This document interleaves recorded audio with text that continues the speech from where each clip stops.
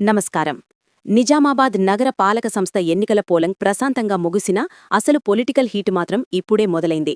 వెలువడుతున్న exit కార్పొరేషన్లో hung అనివార్యమనే సంకేతాలు బలపడుతున్నాయి. ఇదే జరిగితే సీన్లోకి బీఆర్ఎస్ ఎంట్రీ ఇవ్వనుంది.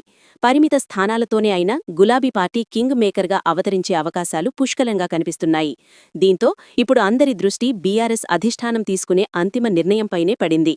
తాజా సమీకరణాల ప్రకారం బీజేపీ సింగిల్ లార్జెస్ట్ పార్టీలా నిలిచినా మేయర్ పీఠానికి కావాల్సిన మ్యాజిక్ ఫిగర్ అందుకోకపోవచ్చని విశ్లేషణలు వస్తున్నాయి. ఈ తరుణంలో 4 నుంచి 5 స్థానాలు గెలుచుకుంటారని భావిస్తున్న బీఆర్ఎస్ పార్టీ కార్పొరేటర్ల మద్దతే కీలకం కానుంది. కానీ ఇక్కడే అసలు చిక్కు వచ్చిపడింది. ప్రస్తుతం బీజేపీ కాంగ్రెస్ రెండింటికీ తాము సమాన దూరమని చెబుతున్న బీఆర్ఎస్ హంగు వస్తే ఎటువైపు అడుగులేస్తుంది అనేది $1 మిలియన్ ప్రశ్న. ఇది గులాబీ పార్టీకి కత్తిమీద సాములాంటిదే. అటు కాంగ్రెస్తో కలిస్తే క్షేత్రస్థాయి క్యాడర్కు ఇబ్బంది, ఇటు బీజేపీకి మద్దతిస్తే కోర్ ఓటు బ్యాంక్ దెబ్బతినే ప్రమాదం. మరోవైపు కాంగ్రెస్ ఎంఐఎం సమీకరణాలపై కూడా ఆసక్తికర చర్చ నడుస్తోంది. బీజేపీని మేయర్ పీఠానికి దూరంగా ఉంచాలనే ఏకైక లక్ష్యంతో బీఆర్ఎస్ వ్యూహాత్మక నిర్ణయం తీసుకుంటుందా, అవసరమైతే తటస్థ వైఖరితో పరోక్ష సహకారం అందిస్తుందా అన్నది తేలాల్సి ఉంది.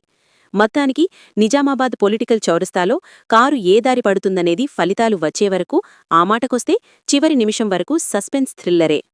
దీనిపై మరిన్ని వివరాలు మా ప్రతినిధి అందిస్తారు.